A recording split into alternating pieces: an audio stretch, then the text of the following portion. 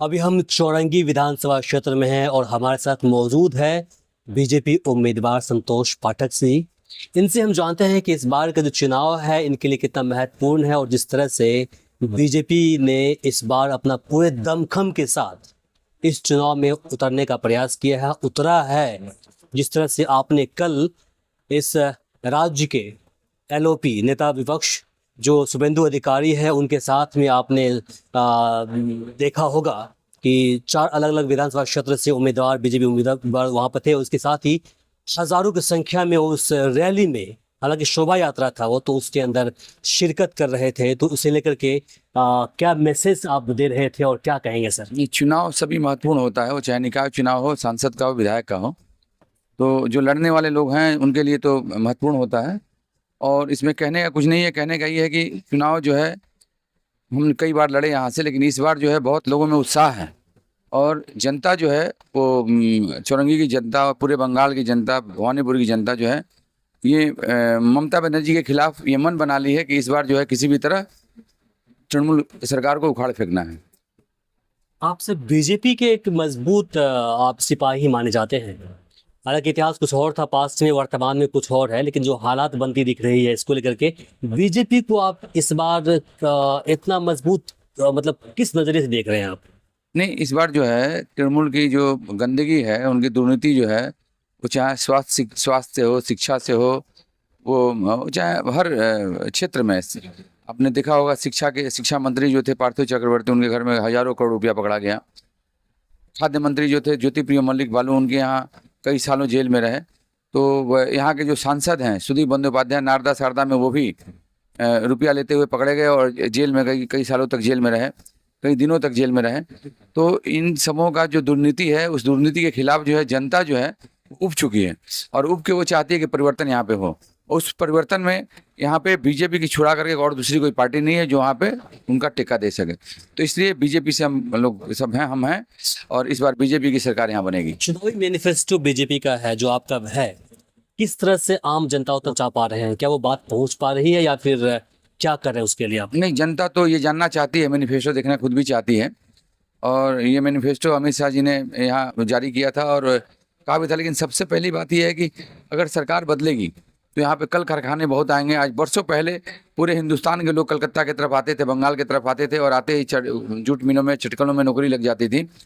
पिछले 50 सालों से स्थिति बहुत खराब हो गई।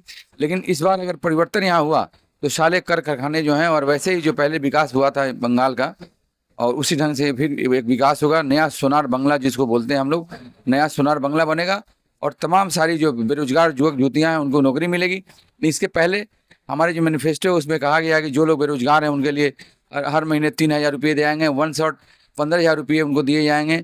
महिलाओं के लिए मुफ्त जो है वो परिवहन सेवा दी जाएगी। तो ऐसी तमाम सारी स्कीम हैं जो हमारे लोगों ने ये निकाला है। तो ये तो बहुत बड़ी बात है कि अगर सरकार बदली तो कल कारखाने बहुत बृहद रूप से यहाँ पे विस्थापित होंगे और लोग यहाँ पे आएंगे। चौरंगी विधानसभा क्षेत्र में आपको कहाँ कमियां दिख रही है? क्या बदलाव आप करने जा रहे हैं, मौका दे रहा है? हमको कहीं नजर कमियां नहीं आ रही है। मन इस बार लोगों ने मना लिया है वोट देने के लिए और हम जीत रहे हैं। नहीं, जो पहले जो यहाँ के जो विधायक थे इस क्षेत्र के, और फिर वर्तमान में आपको क्या मतलब दिख रहा है कमियां इस क्षेत्र में? नहीं, कमियां कहीं वो जाती भी नहीं है। और हमने पहले ही बताया कि उनके जो सांसद पति हैं कई दिनों तक जेल में रहे नारदा शारदा कांड में। तो कमियां ही हैं उनकी, और ना किसी से मिलती हैं वो। पिछले 14 और 16, 21, 11 में चुनाव हुआ, 16 और 21 में हुआ। 16-21 में लोग रिगिंग करके, छापाबाजी करके, और तमाम सारे जो SIR में जो वोट कटे हैं वो उनकी गुंडा बाहिनी जाके वोट देती थी। उसके चलते वो जीतते थे। इस बार SIR में वोट भी कटा है और इलेक्शन अथॉरिटी जो है बहुत स्ट्रांग हुई है। तो इस बार चुनाव जीतना उनके लिए बहुत नामुमकिन है। आपसे सर मेरा आखिरी सवाल रहेगा। एक तरफ ममता बनर्जी जी कहते हैं कि बीजेपी से बेहतर सांप है, दूसरा उनका स्टेटमेंट है कि चुनाव आयोग को लेकर के वो कहती है कि चुनाव आयोग बीजेपी के लिए काम करता है। इसको लेकर क्या कहेंगे? नहीं, उनका मनमानी नहीं चल रहा है। मनमानी चलता था इसके पहले। वो पहले सेंट्रल फोर्सेज जाती थी, उसको दवा दारू खिला के वो ठीक कर लेती। इस बार वैसा कुछ नहीं है, इसलिए वो भनक गई हैं और तमाम तरह के कुप्रचार कर रही हैं। आखिर में अपने क्षेत्रवासियों को क्या कहेंगे, क्या मैसेज देना चाहते हैं? सबसे ये प्रार्थना करेंगे कि इस बार जो है सारे लोग जो हैं पूरे बंगाल के लोग, सिर्फ चौरंगी के लोग नहीं, भवानीपुर के लोग नहीं, पूरे बंगाल के लोग जो हैं एक बार इस सरकार को उखाड़ फेंके, नई सरकार आए और नया कुछ हो, नया उन्नति हो, नया विकास हो, ये बंगाल का भविष्य है। कल आप लोगों का शोभा यात्रा था, उस दौरान क्या संदेश दिया, चूंकि आपके जो नेता विपक्ष जो हैं वो भी आपके साथ थे, तो काफी लंबा चौड़ा वहाँ पर रैली कल हुआ है।